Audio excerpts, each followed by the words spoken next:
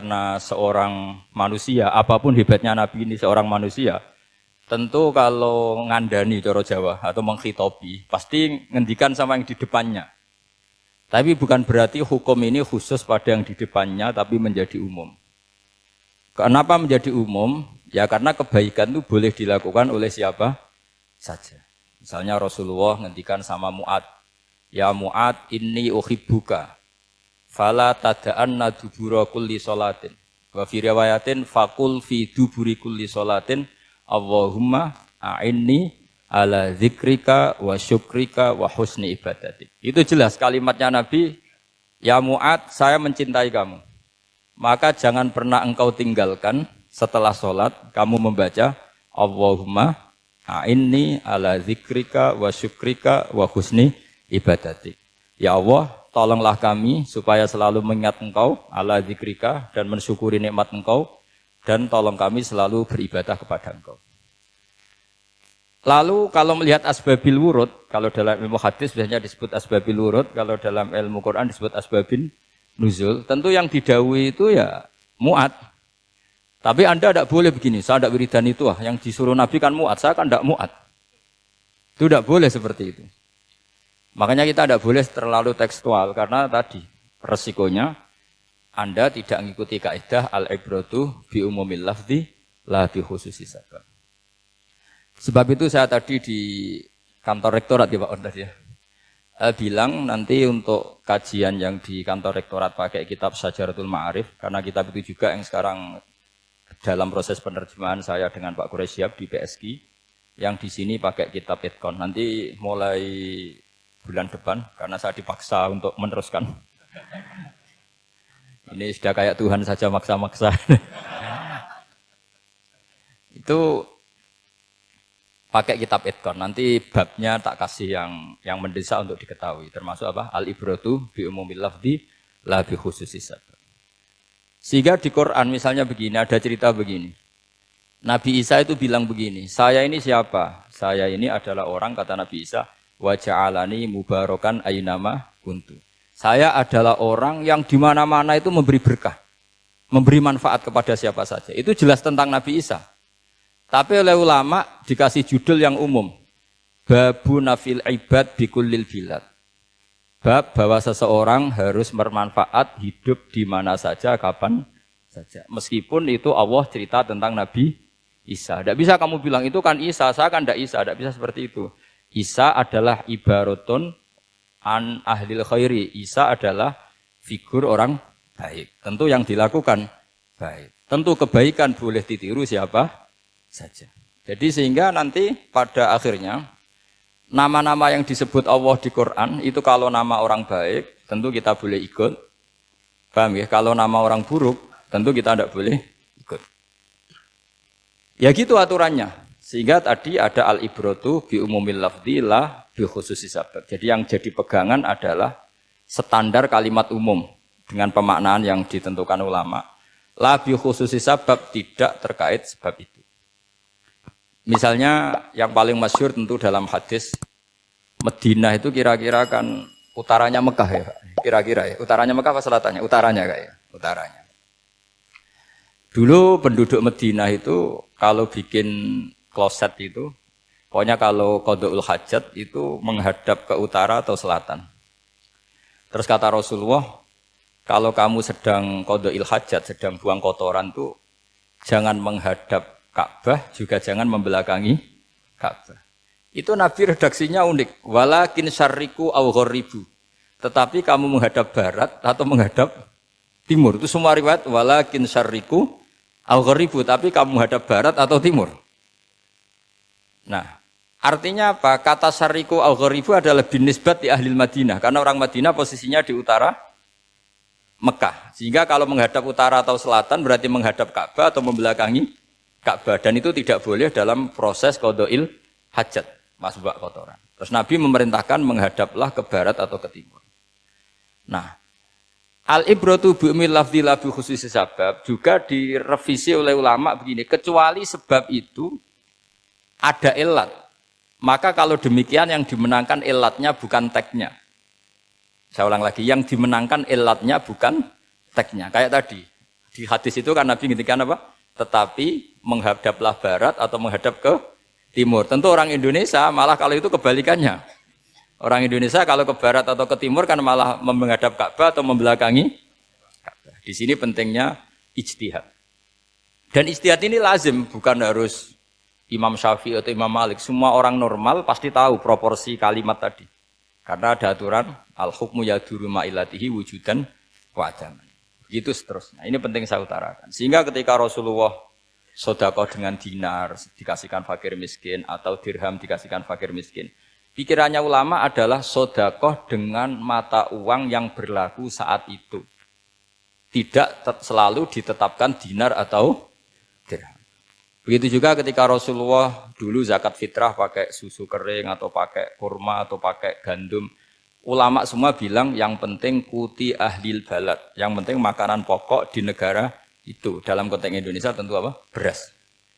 Ini penting saya utarakan karena tanpa mengkaji ulumul Quran seperti ini. Dan kita insya Allah bulan depan saya langsung bawa kitab Itkon. Di situ ada beberapa contoh. Harus seperti itu.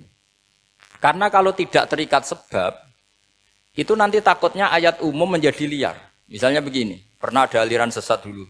Kebetulan di Jogja itu, saya lihat di TV. Entah salah kiainya, entah salah dosennya, entah salah siapa. Atau salah orangnya agak stres, tidak tahu saya.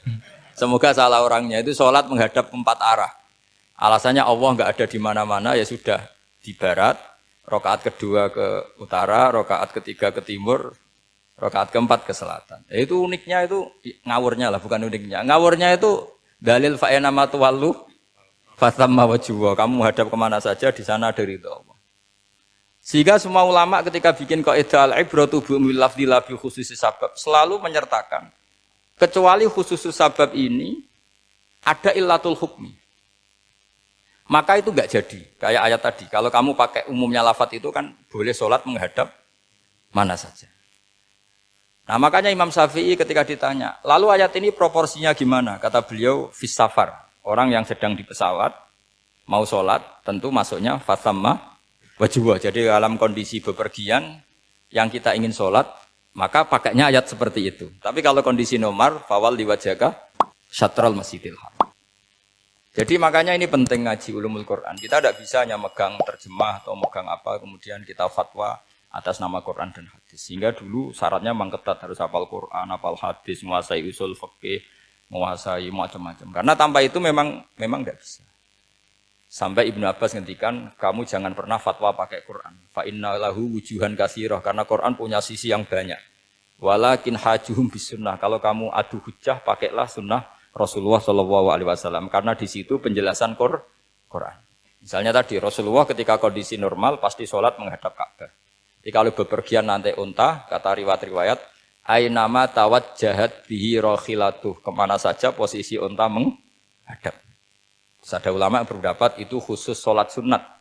Kalau sholat fardu dalam kondisi ada punya mobil harus berhenti. Ini madzhab Syafi'i. Jika misalnya saya, Pak Harsoyo, Pak On, bawa kijang, mobilnya sendiri, kalau sholat fardu jangan mentang-mentang pakai kendaraan terus menghadap sekenanya. Kalau mau ke Banyuwangi berarti menghadap ke timur. Itu yang boleh hanya sholat sunat. Kalau sholat fardu harus berhenti. Karena kijang ini dalam kendali Anda. Kecuali dalam surah yang kendaraannya tidak dalam kendali Anda. Misalnya kita naik pesawat. Jadi harus dibedakan. Jangan mentang-mentang Nabi sholat di onta kemana saja menghadap. Tapi konteksnya kan onta ini, cara berpikir onta ini dalam kendali Nabi. Tapi kalau pesawat kan tidak. Jelas ya? Jadi makanya ini pentingnya proporsional. Jadi kalau kita naik kijang misalnya mau ke Banyuwangi, kalau waktu zuhur ingin sholat ya harus berhenti. Karena yang aina matawat jahat bihi rakhilatuh, kemana saja kendaraan membawa kita, itu dalam konteks sholat apa? Sunnah. Jadi ini pentingnya ulama. Ini yang dikatakan al-ulama warasatul anbiya. Karena sanad ini musalsal, terurut sampai Rasulullah SAW. Terus ada lagi ayat umum yang akhirnya jadi judul umum. Misalnya begini. Kita tahu cerita Nabi Khidir, di antara ceritanya ada satu kampung itu pelit. Makanya orang pelit itu wajib didendami. Karena Nabi pun itu baik-baiknya orang. Kalau sama orang pelit tetap dendam. Karena buruk-buruknya orang itu orang pelit. Tahu kan alamatnya orang pelit? Qoribun minan nar, ya dekat-dekat neraka itu kira-kira.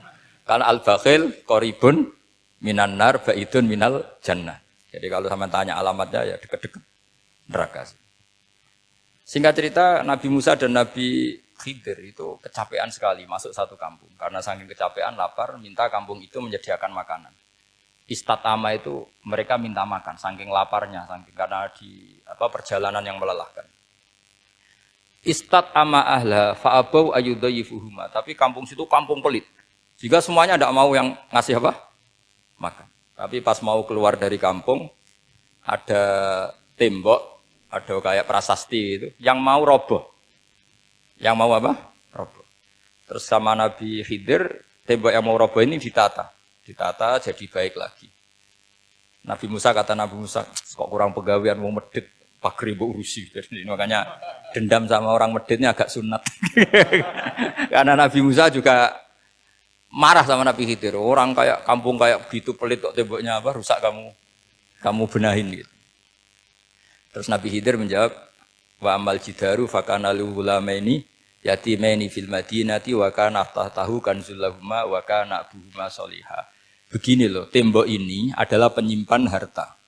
Penyimpan harta untuk anak yatim. Bapaknya dulu itu soleh. Artinya terus dibabkan oleh ulama, babu ikrami sibyanil mu'minin. Bab kita memuliakan anak-anak orang soleh. Jika dalam adat kita menghormati Habib, menghormati Gus, menghormati anak pahlawan, menghormati orang-orang yang dulu berjuang kepada untuk Indonesia. Karena di antara yang dipertimbangkan Nabi Khidir adalah wakana abuhuma sholihah. Tentu kita menghormati putra-putri yang dulu mendirikan UII, macam-macam. Ya tentu proporsional, tapi tetap saja dapat poin dulu atas nama putra pahlawan, putra orang-orang soleh. Karena Nabi Khidir ketika mempertimbangkan itu, alasannya wakana abuhuma sholihah.